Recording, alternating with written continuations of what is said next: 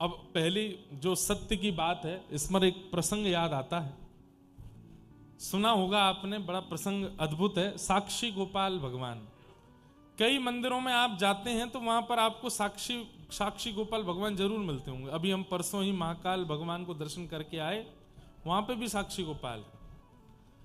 हमको पुजारी जी ले गए, बोले साक्षी गोपाल हैं, इनको प्रणाम किए बिना महाकाल को प्रणाम किया, ये रजिस्टर में लिखा नहीं जाता चित्रकेतु के पास, यही साक्षी लेते हैं। साक्षी गोपाल करते क्या हैं, आपने क्या किया ये उनको पता है, उसकी साक्षी लेते हैं, उसकी गवाही देते हैं। तीर्थ यात्रा पर कुछ लोग गए हुए थे, तीर्थ यात्रा विश्राम हुई तो एक बड़े वयोवृद्ध थे, उन्होंने एक युवा बालक को उसकी पीठ पे हाथ धर के कहा, तुमने मेरी इतनी सेवा करी है इस पूरी यात्रा में, अब तुम वापस गांव चलोगे, अपनी पौत्री का, अपने पुत्र की पुत्री का तुमसे ब्याह कराऊंगा। उस व्यक्ति ने कहा, मेरी ब्याह की इच्छा नहीं है, लेकिन आप कह रहे हैं तो मैं मना क्यों करूं। कोई गुलाब जामुन परोसे तो भले इच्छा ना हो, पात तो लेना ही चाहिए।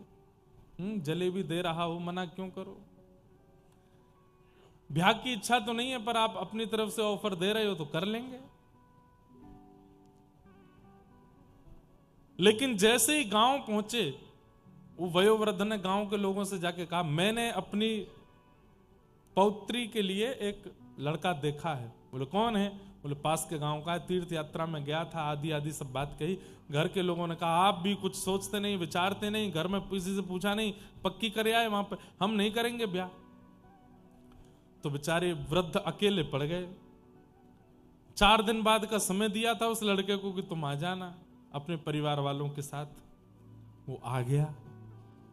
जैसे ही घर पहुंचा तो वृद्ध ने बाहर ही रोक लिया उसको और उससे कहा, भाई देखो, क्यों आए हो तुम। बोले आपने कहा था कि अपनी पौत्री का आप ब्याह करेंगे, तो मैं परिवार वालों को लेके आया हूं। बोले ऐसे ही झूठ बोल रहे हो, मैंने तो कुछ नहीं कहा, मैंने तुमसे कहा ही नहीं था, तुमने कोई स्वप्न देखा होगा या तुम मिथ्या बोल रहे हो। अरे भैया, सबको इकट्ठा करके उसके परिवार वालों के सामने बोला, मैंने इससे कहा ही नहीं कि मैं अपनी पौत्री का ब्याह करूंगा, ये झूठ बोल रहा है। वो लड़का रोने लगा, उसने तो पूरे हाथ पांव बांध लिए, बोले मैं ब्याह नहीं करूंगा, लेकिन मैं ये बात साबित करके रहूंगा कि आपने कहा था, आप झूठ बोल रहे हो। गांव के सरपंचों ने बुला करके कहा, बोले भैया क्या बात है। उसने कहा कि इन्होंने मुझसे कहा था कि अपनी पौत्री का ब्याह करेंगे, अब मना कर रहे हैं। तो गांव के लोगों ने कहा, भाई देखो, अब कौन सत्य बोल रहा है, कौन झूठ बोल रहा है, ये तो कोई तीसरा व्यक्ति बतावेगा तो बात पता चलेगी। जब आपने इनसे कहा था कि आप अपनी पौत्री का ब्याह करेंगे इनसे, तब किसी ने सुना था। तो जो और भी लोग गए थे यात्रा पे, वो सब लोग भी मना कर दिए, नहीं हमने तो नहीं सुना था। तो उस लड़के ने कहा, अरे आधी रात हो रही थी, सब सो रहे थे, कोई नहीं जागा था, बस मैं और ये थे। बोले अब ये तो तुम ऐसी बात कर रहे हो कि हम कोई इस पे कार्रवाई कर ही नहीं सकते, कोई तीसरा व्यक्ति लेकर के आ जाओ जिसने सुनी हो तो हम मान जाएंगे। तब उसने अचानक से एक बात बोली, हाँ एक ने सुनी है। बोले कौन। बोले जब हम रात्रि में सो रहे थे तो गोपाल जी का मंदिर था, वो गोपाल जी सुन रहे थे। घर के सब गांव के पंचायती सब हंसने लगे। बोले गोपाल जी सुन रहे थे। बोले हाँ उन्होंने सुना है। बोले एक काम कर, सब एक दूसरे को ऐसे आंख मारने लगे।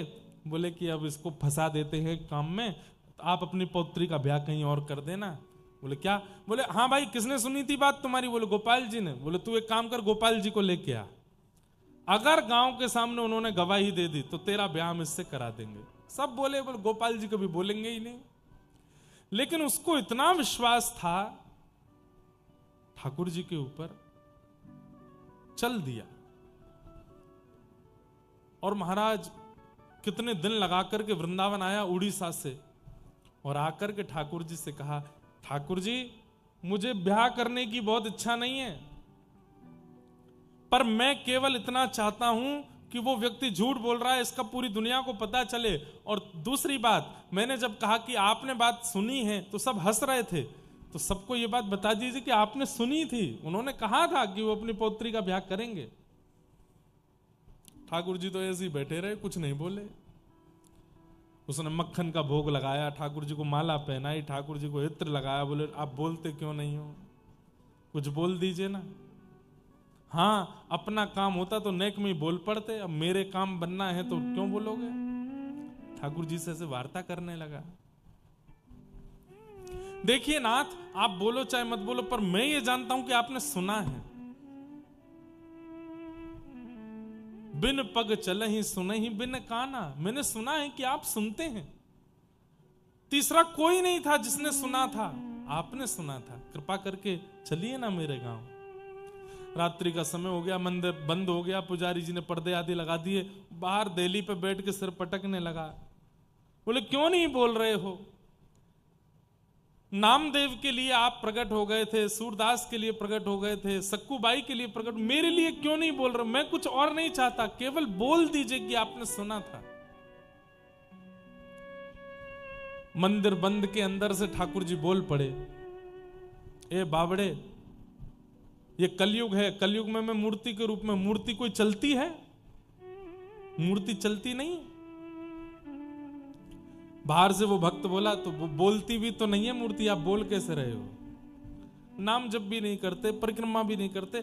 ऐसे साधन शून्यों को भी ठाकुर जी मिले हैं। कैसे मिले हैं? केवल और केवल विश्वास की कसौटी पर। उसे विश्वास है कि उन्होंने सुना है और वो इसी की रट लगाता रहा। ठाकुर जी प्रकट हो गए। बोले देख, तेरा गांव बहुत दूर है वृंदावन से, आने जाने में बहुत समय लगेगा। तो बोले तो क्या हो गया, चल दो। अरे वो बात ठीक है, पर तुम सब भक्त लोग हो, तुम लोग तो भूख प्यास सह ले, तो मुझसे नहीं सहन होता है। मैं तो एकादशी भी नहीं करता, मैं तो उस दिन भी प्रसाद पाता हूं, 8 बार भोजन करता हूं दिन में। बोले मैं आपकी सब व्यवस्था कर दूंगा 8 बार भोजन की। बोले इतना सारा भोजन कैसे लेके चलोगे? बोले बैलगाड़ी में ले चलूंगा, पर आप चलो, मैं अपने हाथ से बना बना के पवाया करूंगा। ठाकुर जी बोले अच्छा। और कहीं तुम हमको ले गए और अपने गांव से फिर वहां अपना काम वाम बनवा के वो मुझसे बोले अब चले जाओ अकेले वापस, तो नहीं नहीं, आप कहेंगे तो मैं छोड़ने भी आऊंगा और फिर पूरे रास्ते भोजन बनाता लाऊंगा, आप चिंता मत करो। ठाकुर जी बोले तो फिर एक बात और सुनो। बोले क्या? जब हम रुकेंगे तब हम दिखेंगे, जब चला करेंगे तो हम दिखेंगे नहीं। बोले मुझे कैसे पता चलेगी कि आप चल रहे हो? बोले मेरे नूपुर की ध्वनि आती रहेगी, मैं चल रहा हूं, पीछे मुड़ के देखना नहीं, तो जहां देखोगे वहीं रुक जाऊंगा। तो ठीक है। क्यों? ललित गति विलास वल गुहास। ठाकुर जी सीधे नहीं चलते, मटक मटक के चलते हैं, टेढ़े मेढ़े चलते हैं, उछल उछल के चलते हैं। और उस झांकी को कहीं इसने देख लिया तो गांव पहुंचने से पहले ही पधार जाएगा। इतने सुंदर लगते हैं ठाकुर जी चलते हुए। बोले कि इसने अगर मुझे देख लिया तो ये वहीं इसका जीवन अंत हो जाएगा।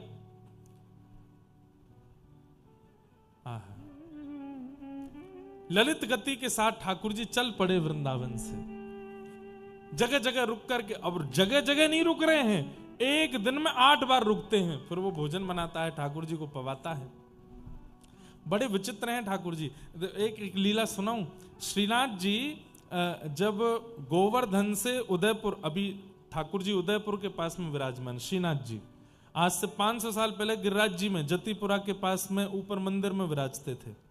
गिरिराज जी की परिक्रमा करते हैं तो गिरिराज जी के पर्वत के ऊपर जो श्रीनाथ जी का सफेद मंदिर दिखता है, उसी में श्रीनाथ जी विराजते थे।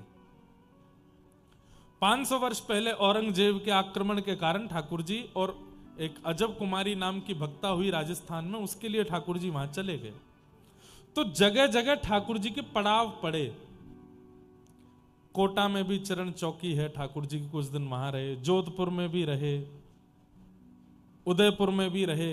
कुछ कुछ दिन, कुछ कुछ साल सब जगह रुकते हुए, प्रसाद आरोगते हुए सब जगह से फिर नाथ द्वारा पहुंचे। ध्यान से सुनिए सब लोग, इधर देखो। तो जोधपुर के पास में उससे पहले अष्टयाम ठाकुर जी का भोग लगता था। जैसे सुबह 8:30 बजे बाल भोग लगना है, तो 8:30 बजे जिस नगर में पहुंचते थे ठाकुर जी, उस नगर के लोग बाल भोग तैयार करते थे, ठाकुर जी को पवाते थे। कुछ टोलियां आगे चल के बता देती थी इतने बजे तक श्रीनाथ जी आएंगे, आप लोग राजभोग तैयार कर लो। शुद्ध पवित्र स्थिति में राजभोग तैयार होता था, ऐसे चलते थे। एक बालक था, उसने कथा में सुना था कि ठाकुर जी के लिए कुछ भी अर्पित करोगे तो ठाकुर जी प्रेम से अर्पित की गई वस्तु को स्वीकार करते हैं। बड़ा ठाकुर जी का भक्त। आज उसको जब सुनाई दिया कि श्रीनाथ जी ब्रज से राजस्थान आ रहे हैं और हमारे गांव से निकलेंगे, तो उसने सोचा कि सब भोजन बना रहे हैं, सब प्रसादी बना रहे हैं, मैं छोटा बालक में क्या बनाऊं। तो उसने कील हथौड़ी से ठोक करके सुंदर ठाकुर जी के लिए चौकी बनाई कि ठाकुर जी पाएंगे तो थाल रखेंगे कहां पर। अब उसको ये नहीं पता था कि थाल रखने की चौकी हो कि सब संगी लेके चल रहे हैं, लेकिन उसने बड़े भाव से एक चौकी बनाई। अब छोटे से बालक ने बनाई बनवाई जैसे भी हो, ज्यादा बढ़िया नहीं थी, मतलब ऐसी थी कि उस पर थाल रखें तो वो चौकी ऐसे हिलती थी, लेकिन उसने बनाई बड़े प्रेम से। ठाकुर जी का रथ जैसे ही उस गांव में पहुंचा, गांव के लोग सामग्रियां लेकर के पहुंचे। पीछे चांदी की सोने की चौकियां ठाकुर जी की रखी थी, जैसे ही ला करके रखी तो ठाकुर जी ने गुसाई जी से सर हिला के मना कि इस पे नहीं पाएंगे। बोले तो एक भगत ने चौकी बनाई है, बोले क्या? बोले जय जय, आपकी तो प्रिय चौकी चांदी और ये सोने की चौकी है, इसमें ही पाते हो आप? बोले नहीं, अब वो लेके आओ, उसमें पाएंगे। तो गुसाई जी ऐसा भी करते थे कि कहीं कहीं ठाकुर जी की आज्ञा हो जाती थी, उसके थाल में पाना है, उसके बर्तन में पाना है, तो उसको ठाकुर जी को पवा के प्रसादी करके उस भक्त को ही वापस कर देते थे। हल्ला मचाएगा, बोले हाँ भाई, अमुक नाम का कोई बालक है, इसने चौकी बनाई है। वो बालक पीछे खड़ा था चौकी लेकर के, वो रोने लगा, अरे मेरी चौकी मंगाई। बोले ठाकुर जी कह रहे हैं तुम चौकी लाओ। उसने चौकी दी, और चौकी के अंजर पंजर सब ढीले ढाले थे, ज्यादा बढ़िया अच्छे से बनी नहीं थी। अब ठाकुर जी का थाल हमारी तरह थोड़ी होता छोटा, खूब बड़े बड़े थाल होते हैं, उसमें भी वजन होता है खूब, कम से कम 6-7 किलो वजन तो थाल में होता ही है। ये मोटे मोटे लड्डू, खूब सारी रोटियां, खूब सामग्री सब पाते हैं। और थाल जैसी रखी, वो चर चर चर आवाज करने लगी चौकी। गुसाई जी बोले जय जय, मुझे तो लगा थाल रखते ही कहीं पधार नहीं जाए चौकी। बोले नहीं नहीं, यहीं पे पाऊंगा, धरो। ठाकुर जी ने प्रेम से आरोगा, गुसाई जी पकड़ के बैठ गए, बोले कि मैं पकड़ के बैठा हूं, आप पाओ। बोले नहीं नहीं, छोड़ दो इसको, झूलने दो, झूलती वही चौकी पे पाऊंगा। प्रेम से ठाकुर जी ने प्रसाद अरोगा। अरोगने के बाद गुसाई जी प्रसन्न तो बहुत हुए, फिर उस बालक को बुलाया, बोले लो ठाकुर जी ने प्रसादी कर दी चौकी, अब तुम इसको रखो। अब वो बालक तो बड़ा प्रसन्न, चौकी में से अद्भुत सुगंधी आ रही थी। ठाकुर जी आगे निकले, अगले पड़ाव पर जहां प्रसाद होना था, जैसे ही ठाकुर जी प्रसाद के लिए रुके, चांदी और सोने की चौकी धरी। ठाकुर जी बोले ना, वही चौकी मंगवाओ। गुसाई जी बोले वो तो हम छोड़े आए पिछले काम में। बोले तो मैं बोझ नहीं यार, उसको मंगवाओ। गुसाई जी बोले जय जय, वह चौकी में कहा है ऐसो, कोई नग नहीं लगे, चांदी नहीं लगो। बोले नहीं, मुझे नहीं पता, मुझे वही चौकी मंगवाओ। फिर से महाराज वही चौकी मंगवाई गई। उस बालक से कहा ठाकुर जी को तुम्हारी चौकी भाग गई है। वही चौकी फिर से लगाई, उसमें ठाकुर जी ने प्रसाद पाया। आश्चर्य की बात, आज भी श्रीनाथ जी उसी चौकी पे प्रसाद पाते।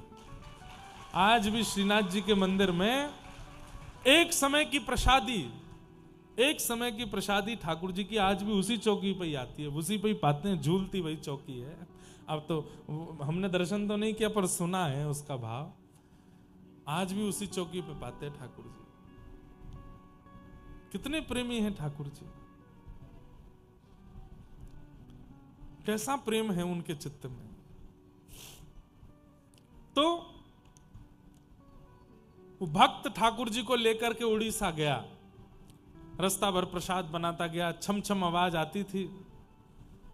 जैसे ही उड़ीसा पहुंचे तो नूपुरों की आवाज आनी बंद हुई। उसने पीछे मुड़ के देखा तो ठाकुर जी वहीं स्थिर हो गए। बोले हमने मना किया था मत देखो। बोले आवाज ही नहीं आ रही नूपुर की। ठाकुर जी बोले समुद्री रेत घुस गई है नूपुरों में, इसलिए नहीं आ रही आवाज। बोले जय जय। महीना भर चल के आए हो, 8-8 बार भोजन प्रसाद पाते हुए आए हो, थोड़ी दूर मेरा गांव बचा है, चल दो ना नेक। ठाकुर जी बोले हमने कहा था कि हम स्थिर हो जाएंगे, हमको देखोगे तो, अब हम इससे आगे नहीं जाएंगे। और ठाकुर जी इसी अवस्था में स्थिर हो गए। उसने कहा अब क्या करें? बोले तो हम इतनी दूर से चल के तेरे गांव तक आ गए, अभी 2-4 किलोमीटर तेरे गांव वाले नहीं आ सकते यहाँ पे? बुला ला उनको। गांव में गया, पंचों से जाके हल्ला मचा दिया, बोले कि मैंने कहा था, तीसरे जिस व्यक्ति ने बात सुनी वो आ गए हैं, चलो। बोले तीसरा व्यक्ति तो तूने गोपाल जी बताया? तो बोले हाँ, तो गोपाल जी आ गए। गांव के लोग आश्चर्यचकित हो गए, दौड़ करके जाके देखा, आहा त्रिभंग ललित श्याम सुंदर खड़े हैं। और खड़े होकर के एक क्षण के लिए आकाशवाणी जैसे करके ठाकुर जी ने बता दिया, मेरे सामने इन वयोवृद्ध ने कहा था कि अपनी पुत्री का ब्याह इससे करेंगे, मैं इसकी साक्षी देता हूं। बताओ, मतलब अगर ठाकुर जी साक्षी नहीं देने जाते तो क्या तीनों लोग लुट जाते ना? इतनी सी बात थी, उसकी साक्षी देने वृंदावन से गए वहां तक, और फिर तब से ठाकुर जी वहीं विराजमान हो गए। उनका नाम हो गया साक्षी गोपाल। आज भी जगन्नाथपुरी और भुवनेश्वर के बीच रास्ते में साक्षी गोपाल भगवान विराज रहे हैं। ऐसा कहते हैं कि महाप्रभु जगन्नाथ जी का दर्शन करके लौटते समय उनका दर्शन नहीं किया तो आपकी यात्रा अधूरी रहती। वही साक्षी, आप जैसी मृत्यु के बाद यमलोक जाएंगे और वहां जाकर के कहेंगे मैं बद्रीनाथ गया हूं, मैं द्वारिका गया हूं, मैं श्रीरंगम गया हूं, मैं वृंदावन गया हूं, मैं गोवर्धन गया हूं, ये गया हूं, वहां गया हूं, जगन्नाथपुरी गया हूं, तो यमराज कहेंगे साक्षी कहां है? हमको कैसे पता? अब जैसे पासपोर्ट होता है ना, आप जिस देश में जाते हैं वहां की मोहर लगती है, तो आपका पासपोर्ट इस बात की गवाही देता है कि आप इस देश में इन दिनों में जा चुके हो। भगवान ना करे कोई केस कर दे आप पे, उस दिन इसने मेरी दुकान पे आग लगाई, आपने कहे भाई इन दिनों तो मैं विदेश में था, कैसे बताओगे? बोले लोग मोहर लगी है, इस डेट को मैं भारत से चला गया था। ठीक वैसे ही यमराज कहते हैं कि मोहर कहां है? तुरंत आप आंख बंद करके साक्षी गोपाल भगवान के अगर दर्शन किए होंगे तो उनका स्मरण कर लेना, हे साक्षी गोपाल भगवान आइए बता दीजिए। तब साक्षी गोपाल भगवान आते हैं, पूरा खर्रा बताते हैं। बचपन में पिताजी के साथ वहां गया था, मौसी के साथ वहां, बुआ के साथ वहां, इतने गंगा स्नान, इतना ये, इतना वो, इतना ये सब इसने किया, इतना मिला करके इतनी यात्राएं इसने जीवन में की। ऐसे गोपाल जी। पर